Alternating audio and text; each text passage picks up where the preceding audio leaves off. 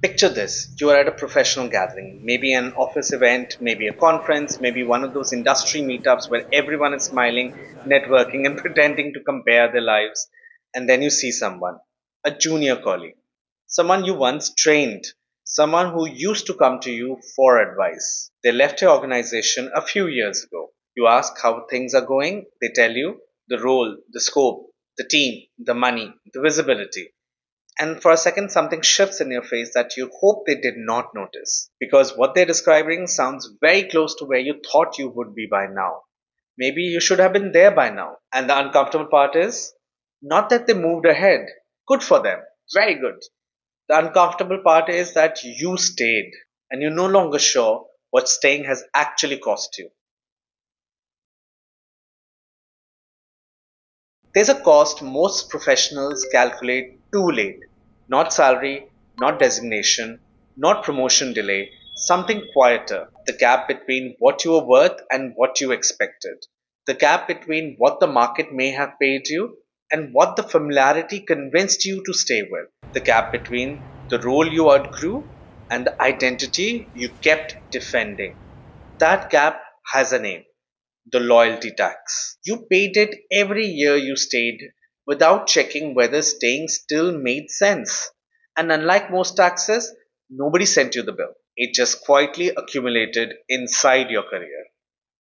I've come across this professional who was 7 years with the same company, built a team, and still waiting for the next big thing. Maybe you know this person, maybe you've been this person. 7 years in the same organization, built the team from scratch, trained most people there, handled the most difficult months, and stayed through leadership changes, stayed through bad quarters, stayed when other people left. And every year, there was a reason. This is not the right time. The team needs me. The new leader just joined and he or she needs me. The project is important. I built too much here. They've got increments, but not the market correction. They've got appreciation, but not the role they had earned. They got responsibility, but not always authority. And somewhere along the way, the organization learned something more important. This person is not going anywhere. That sentence may sound like trust, but sometimes it becomes a strategy. Let's be honest about why this actually happens. Because it's not stupidity, it's not weakness, it is not people do not understand money. It is more complicated than that. In our professional culture, especially in India, loyalty is not a small thing. We are raised to value it. Loyalty to family, loyalty to people who gave us a chance, loyalty to the place that stood by us once, loyalty to the team that depends on us. And when you have built something somewhere, leaving does not feel like a simple career move. It feels personal. It feels like walking away from a team that you helped create in the first place, from the people who trusted you, from the system you built, from a version of yourself that became important there. That emotional weight is real. I'm not dismissing it because sometimes attachment is not irrational. Sometimes you really did build something. Sometimes people really do depend on you. Sometimes the place really did give you a chance. But here is the difficult part: organizations are not people. They do not feel loyalty the way people do. They optimize. And the most loyal employee is often the easiest person to optimize around because they are the least likely to leave. The obvious cost of loyalty is money. That part is easy to understand. Maybe someone outside would have paid more. Maybe another company would have given that person a larger role. Maybe the market had already moved while salary moved slowly. But the deeper cost is not just money. Every year you stay without checking the outside world, your market sense gets weaker. You stop taking recruiter calls, you stop having those uncomfortable conversations, and slowly, without meaning to, you stop knowing. Then your negotiating position changes because they know you are attached, and you know you are attached. And that shared knowledge quietly enters every conversation about your future there. You may be still respected, you may be still valued, you may still be needed, but being needed is not the same thing as being invested in. This is where the loyalty tax becomes expensive. It does not only cost you money, it costs you options. Sometimes the realization comes very quietly. You open LinkedIn, you see someone who joined the industry around the same time as you, maybe someone who sat in the same meetings, maybe someone who left when you decided to stay. You click their profile, new title, new role, new company, bigger scope, and suddenly you start doing a calculation you did not plan to do. Not jealousy exactly, not bitterness, more like a quiet audit. Where would I be if I had tested the market earlier? What did I stay for? What did I postpone? What did I call loyalty because it was easier than admitting I was afraid to move?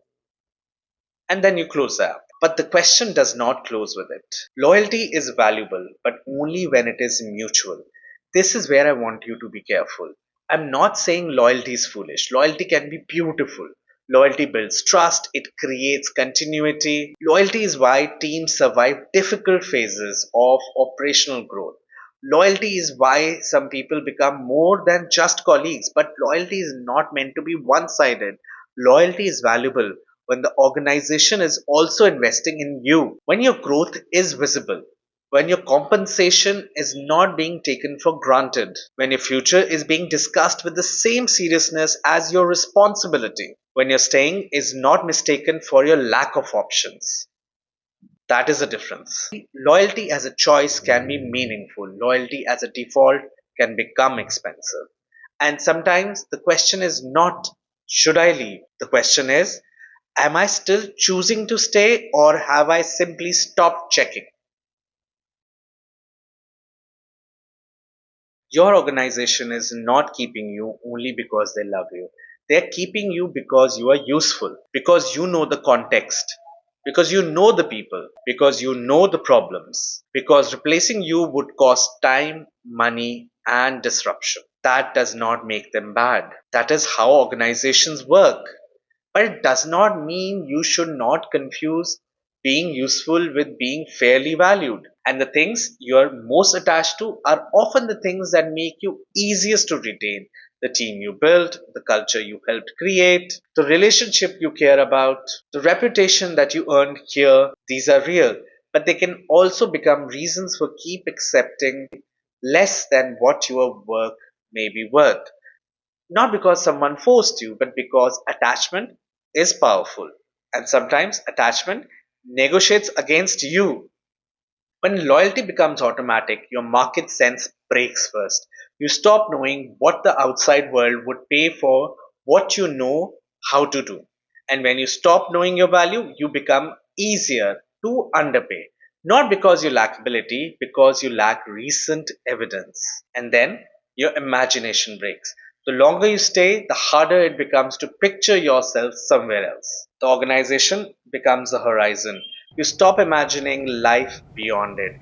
And that narrowing is one of the most expensive costs of your loyalty. Not just lost money, lost possibilities. I want you to do a quiet loyalty audit. Do this when nobody is watching. Not because you need to resign, not because you need to prove anything, not because leaving is always the answer. Just take a blank page, write 3 lines. First line, what am I staying for? Line 2, what has staying given me? And line 3, what has staying quietly cost me? Be fair in all three of them. Because staying may have given you a lot: experience, relationships, credibility, stability, a team, a name, a sense of belonging. But it may have also cost you something: market movement, negotiation power, confidence, curiosity, options. You do not have to make a dramatic decision from this. Just look at the page. Because the point is not to leave. The point is to know whether staying is still a choice. So here's the actual question. Not should I quit? Not am I being underpaid? Not did I waste my years here? The question is, when did I last choose to stay consciously? Because default is not loyalty. Habit is not loyalty. Fear is also not loyalty. Loyalty is a choice, and choices need to be looked at again from time to time. Maybe you look at it and still decide to stay, and that is fine. But then let it be a decision, not a drift.